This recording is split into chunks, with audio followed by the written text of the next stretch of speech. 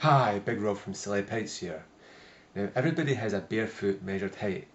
No matter what anyone says or thinks about your height, you yourself know how tall you actually are.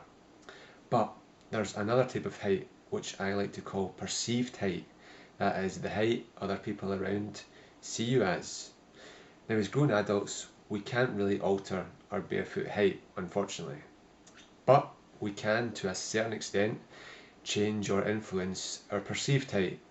There's various other factors in how others perceive you and your height. For instance, the type of frame you have, whether you have a narrow, thin frame or a wider frame.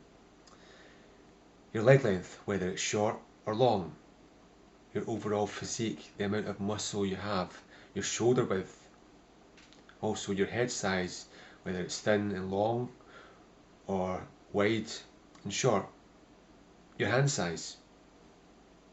Your eye level, that's probably the most important thing, because when you think about height, most people are actually judging other people's heights from their own eye level. Now on average, a man has a 4.5 inch eye level, with ladies slightly smaller.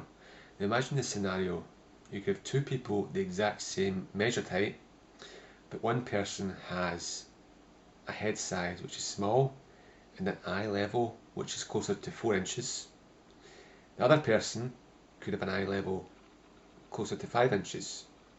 So the person with the higher eye level might see the other person is nearly an inch smaller, whereas the person with the nearer 5 inch eye level sees the other person is nearly an inch taller, even though both of them are exactly the same height.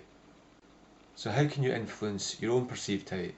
Well, footwear is an important part of that.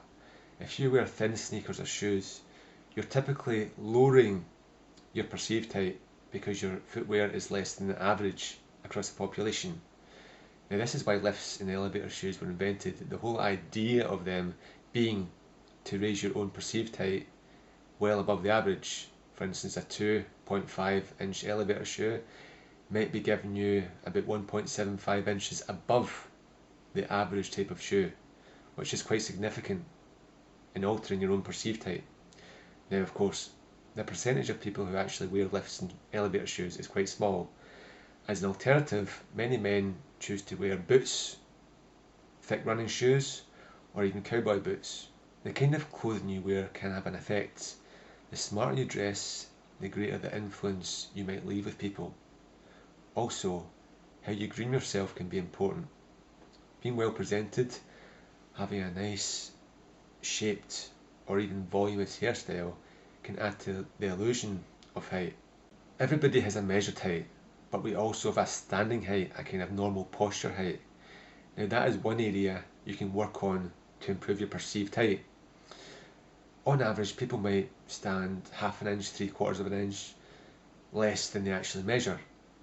And that's an area to work on, because if you take up some sort of stretching or hanging routine, you're working your core muscles and your back muscles, you may be able to hold yourself naturally taller, so your standing height gets very close to your measured height. And there's quite a few celebrities out there who seem to have that down to a T. For instance, people like Sylvester Stallone, Tom Cruise, Henry Cavill, maybe even Vin Diesel. They seem to have a standing height which is very close to what they actually measure, and that can influence their own perceived height. There are some other factors, both subconscious and conscious, which can actually influence your perceived height. For instance, your own personality. If you're confident, well-spoken, positive, friendly, that can leave a lasting impression with people. If you have a quite shy or timid nature, you're quite soft-spoken, that might not leave as big an impression in other people's minds. Also, the pitch of your voice. Generally, the taller you are, on average, the pitch of your voice will be slightly lower.